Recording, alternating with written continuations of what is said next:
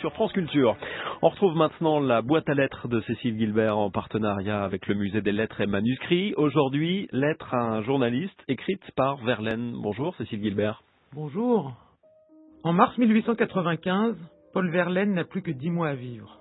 À 50 ans, il est si usé par le diabète, les ulcères et la syphilis que des rumeurs courent déjà sur sa mort. L'affaire qui l'occupe à ce moment-là est bien sépulcrale. Elle concerne l'éventualité du transfert des restes de son ami Villiers de l'Isle-Adam du cimetière des Batignolles à celui du Père-Lachaise. Les deux poètes sont des compagnons de longue date. Ils se sont connus dès leur début dans le Parnasse contemporain et se sont entraidés.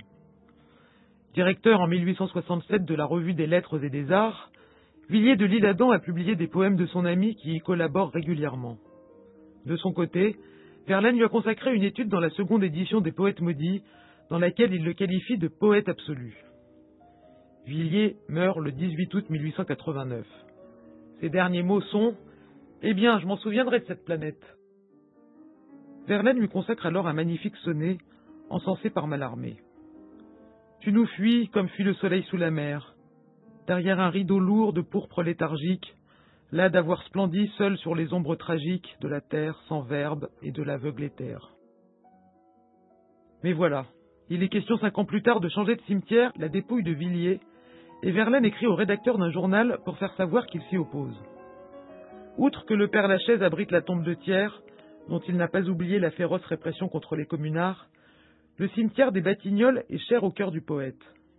C'est là que ses parents reposent, et qu'il désire rejoindre son ami, ne souhaitant pas en être séparé dans l'au-delà. Bouleversante, cette protestation de Verlaine ne sera pas entendue. Villiers sera bel et bien transféré au Père-Lachaise. Quant à l'ancien compagnon de Rimbaud, mort d'une congestion pulmonaire en janvier 1896, il est inhumé où il le souhaitait, dans la 20e division qui se retrouva à partir de 1960 sous le boulevard périphérique.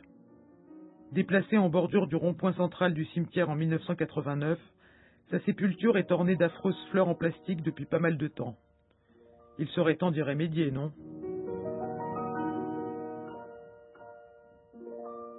Monsieur le rédacteur, on a tant dernièrement, paraît-il, parlé de ma mort dans certains journaux, qu'il me sera peut-être permis de prendre pour un instant la parole, presque en qualité d'habitant de l'autre monde, dans une affaire sépulcrale par excellence.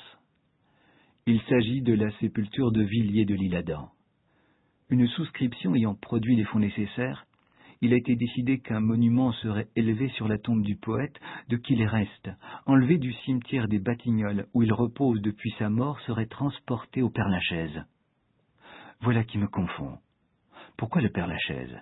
Banale nécropole où Monsieur Thiers se pavane en un temple d'ailleurs ridicule, tandis que Musset, croirait-on, grelotte sous un saule dérisoire, obtenu par prière en place, par le créateur d'Aquidéphéril et de l'Ève future, de ce petit un peu sauvage cimetière hors mur, tout plein de vieux officiers, dont quelques-uns chevaliers de Saint-Louis, dignes compagnons de repos du catholique et du royaliste, dans l'idéal que fut Villiers. Et puis, laissez-moi, pour conclure, exprimer un gros regret tout égoïste, si vous voulez, mais je crois, par exception, égoïste bien. J'ai dans ce même cimetière des Batignolles mon tombeau de famille où dorment déjà mon père et ma mère. J'y ai ma place, avec une place encore par-dessus. Pour qui ? Sans doute le plus tard possible pour un fils que j'ai. Il me serait donc douloureux de penser que mon cher ami de si longtemps, que mon grand Villiers qui me fut fidèle et doux en cette vie, ne resta pas mon compagnon de l'au-delà. Et c'est pourquoi cette lettre qui est comme une protestation. Si vous pouviez l'insérer dans un de vos prochains numéros, vous combleriez d'aise votre Paul Verlaine. 16 rue Saint-Victor. La boîte